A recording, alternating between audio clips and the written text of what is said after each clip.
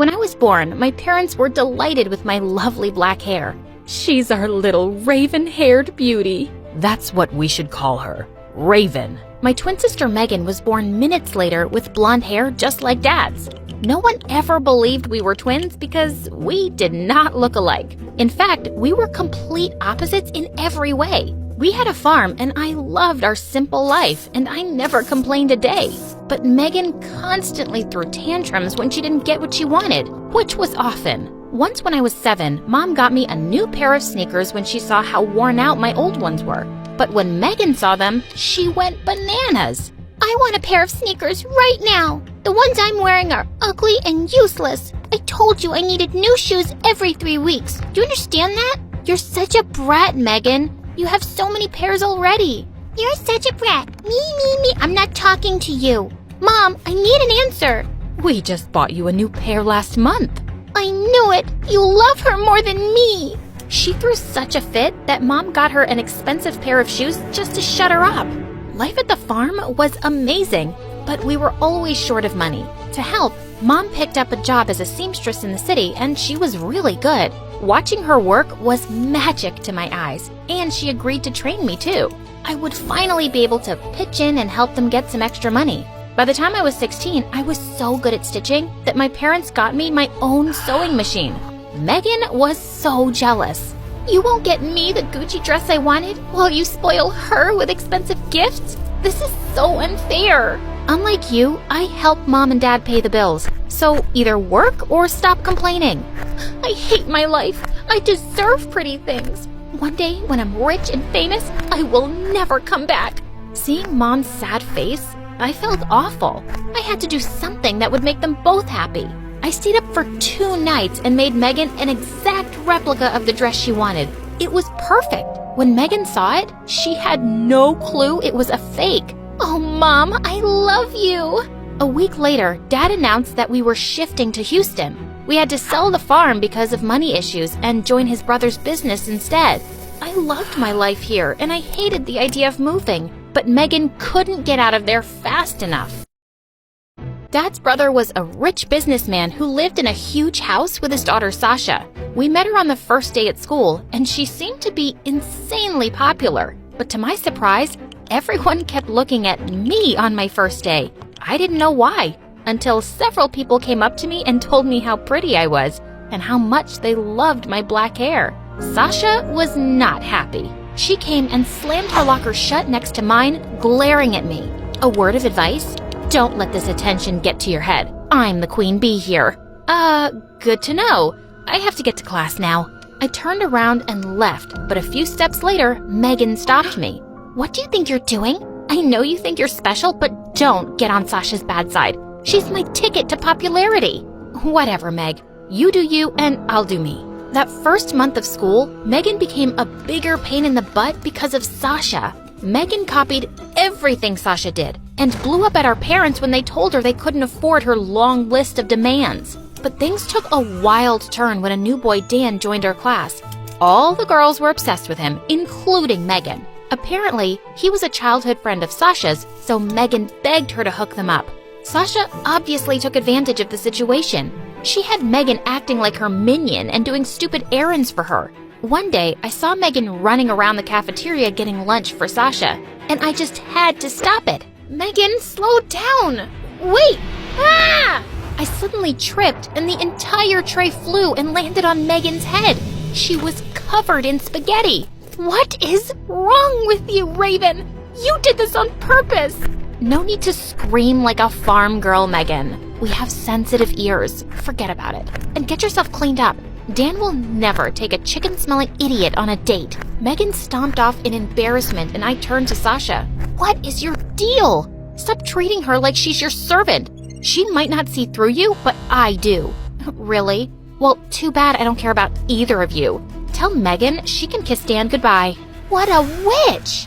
Later that day, I told Megan what Sasha had said, but she didn't believe me. Interesting, because Sasha just texted me that Dan wants to ask me out at lunch tomorrow. Go away, liar, and let me get my beauty sleep.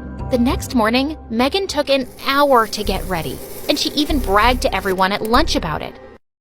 But when the time came, Dan walked right past Megan and came straight to me. Hey, Raven. I'm sure you already know why I'm here.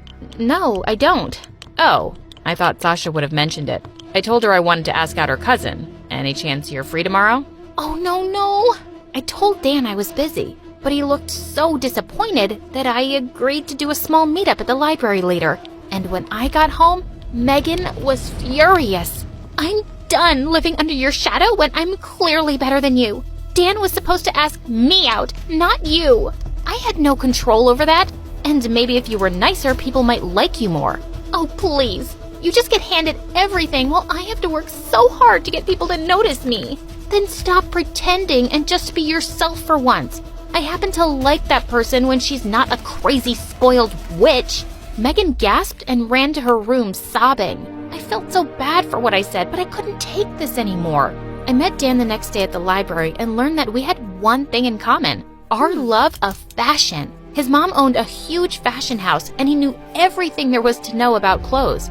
We decided to be friends, and I invited him to our birthday party. Maybe if he got to know Megan, he'd see how great she was. It was supposed to be a small party, but that evening, the doorbell just kept ringing. Soon, over 100 people were crammed into our small apartment, and I overheard some girls saying that Megan had invited the entire school. She wore the dress I'd made for her and bragged to everyone about how expensive it was. But she had no idea that it was a fake. OMG. Do you expect me to believe that this is genuine Gucci? Please. I turned around to see Sasha laughing at Megan. Of course it is. My mom bought it for me herself. Oh, sweetheart. I can smell a fake Gucci from a mile away. And this one stinks.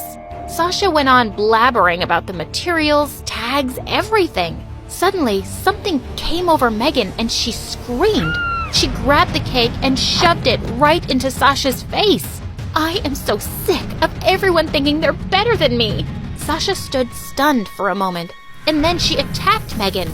They screamed and wrestled like crazy while everyone stared in shock.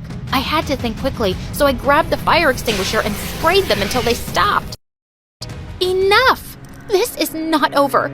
I hate you, Sasha, and I will never forgive you, Raven. Megan stormed off, and I couldn't believe my eyes. This was a whole new level of crazy. But the next morning, I forgot all of Megan's drama when I went downstairs and found out Dad was feeling really unwell. The next thing we knew, we were in the hospital with doctors telling us that he had a heart condition. He was out of danger, but he still needed care for the next few weeks. I helped Mom do house chores and take care of Dad, while Megan never even moved a finger, like always. Later that week, I was just getting back home after some errands when I saw Megan with Sasha coming out of a super expensive store and carrying shopping bags. And they seemed as close as ever, like the fight never happened. But the next day at school, I was walking down the hallway when Sasha suddenly pulled me into an empty classroom. Hey, what? Just listen to me, okay? I'm worried about Megan. She's been really weird lately. Yesterday at the mall, we almost got busted because Megan stole an expensive top and threw a huge tantrum when she got caught. I had to pay for it. And she's been saying some really crazy things, too. And why should I believe anything you say? All you've done is make things worse between me and Megan. Look, I know things that may shock you. Like that big scar on your stomach, I know about it. I was surprised Megan had mentioned it. It was a scar I got when I fell off my bicycle once as a kid. Okay. So Megan told you about it. Big deal. It was a dumb accident from when I was 7. That's not what she told me. It wasn't an accident. Megan said she messed up your brakes on purpose so you'd get hurt. I'm telling you, there's something very wrong with that girl. I just pushed her aside and walked out of there, but I felt a bit sick in my stomach.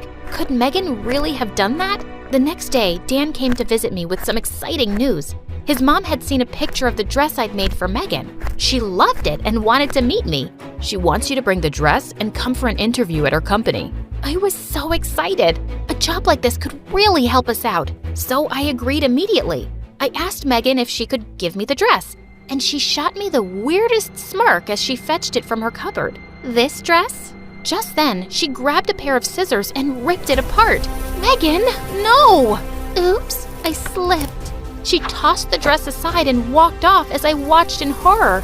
I called Dan and begged him to buy me another day so I could make a new dress, but he gave me an amazing idea. Why don't you just add a few things to the same dress and make it edgy? I did just that, and Dan's mom was stunned by my talent. She offered to take me along for the next Paris Fashion Week. She was all set to offer me a job afterwards too, and I was on top of the world. But just a day before my flight, Dad felt sicker and I decided to cancel my trip. No, Raven, you can't miss this. You have to go. I'll be fine, love. I'm here, don't worry. The unpaid nurse. Go, go, live your dreams, princess. I wasn't too sure about leaving my parents alone with Megan, but they insisted. And Paris was a dream come true. I also got a chance to wear my design and people showered me with compliments. I still had 3 days left in Paris when one morning I got a frantic call from Mom. I'm so sorry to ruin your trip, Raven, but we need you here. Megan ran away with all our money, and all I have is a note saying that she's chasing her dreams and never coming back. This girl had gone completely off the rails. I left for home immediately. Thankfully, Dan's mom said I could start the job right away, and we had some money coming in so I could take care of things, especially Dad's treatment. And he made a full recovery in a few months. I worked really hard and designed some brilliant outfits, and within a year, Dan's mom was so happy with me that she relocated us to New York to run her store and offices there. Life was good, except for the fact that we couldn't stop wondering what had happened to Megan. One day, I was reading at a cafe and the waitress brought my order. And when I looked up, I was shocked to see it was Megan. She looked so different. Her hair was all messy and she'd lost weight. She stared back at me in shock. What are you doing here? What does it look like? I work here. I know you're some big shot designer now, so please don't rub it in my face. Wow, I see you haven't changed much. That's all you have to say to me? Typical. What else should I say, Megan? You're meeting me after so long and you don't feel a tiny bit of shame for hurting your sister, for robbing our parents, for breaking their hearts? You're still just as awful as ever. I got up and started walking away, but suddenly she grabbed my arm and started sobbing. No, please, wait. I made a lot of mistakes, and I was jealous and selfish, and I'm miserable now, Raven. I need you, please. I'll do anything. I'll be better, I promise. It has to be more than just empty words, and you need to earn my trust. I'll offer you a job on 2 conditions. You will start at the bottom and you'll work your way up, just like everyone else. And you'll get therapy. Got it? Yes! Good, then you can start tomorrow. Now come home. Mom and Dad miss you.